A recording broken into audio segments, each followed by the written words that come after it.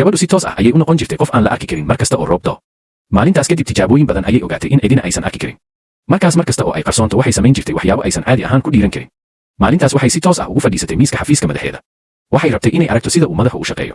laakiin waxa aysan ogeyn waxay ahayd in madaxu dhab ahaantii arki karo iyada xitaa marka ay qarsoon tahay. hal toddobaad ka hor madaxu wuxuu ku dhaawacmay shil.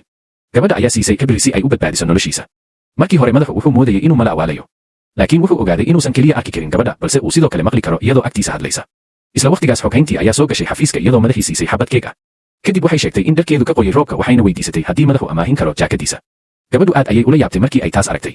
ugu dambayn madaxii isagoo xanaaqsan ayuu ku yidhi xoghaynta inay si degdeg ah uga baxdo. xoghayntii waxay weydiisay maanta ma qurux badanahay.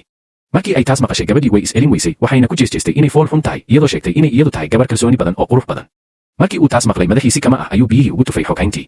wuxuu si xanaaq leh ugu tilmaamay gabadha inay hadalka joojiso balse xoghayntii waxay tiri iyadu waxba ma aysan oran.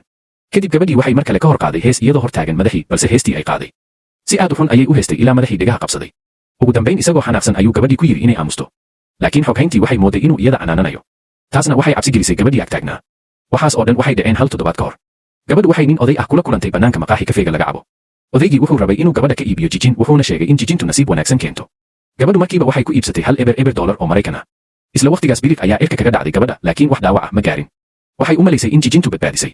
kadib waxay tagtay maqaaxi si ay ula kulanto nin ajnabi ah oo ay ballan indholaan ah lahaayeen iyadoo rabtay inay fashiliso kulankaas. gabadhu si ula kac ah ayay u sheegtay in ninku u baahan yahay 1 milyan oo dollar si uu guursado iyada. ninkii isna wuxuu mooday in gabadhu lacag doon tahay. kadib gabadhu waxay soo saartay kaarka qol hotel markaas ninkii si toos ah ayuu ugu kaxeeyey hotelka sababtoo ah wuxuu rabay inuu ogaado waxa gabadhu damacsan tahay. laakiin gabadhii way cabsatay wayna qaniintay ninkii kadibna way carartay. isla waqtigaas roob ayaa bannaanka ka da'ay gabadhiina markiiba waxay noqotay qof aan la arki karin. waxay ogaatay in ninkii uusan gebi ahaanba arki karin iyada. sidaas darteed waxay ninkii kula raacday wiishka. kadib markii ay tijaabisay ayay xaqiiqsatay inay runtii noqon karto qof aan la arki karin. markaas ayay ninkii ku dabagashay xafiiskiisa. waxayna ogaatay in ninku dhab ahaantii khaniis yahay. gabadhiina way is-elin weysay oo si farxad leh ayay ugu qososhay isaga agtiisa.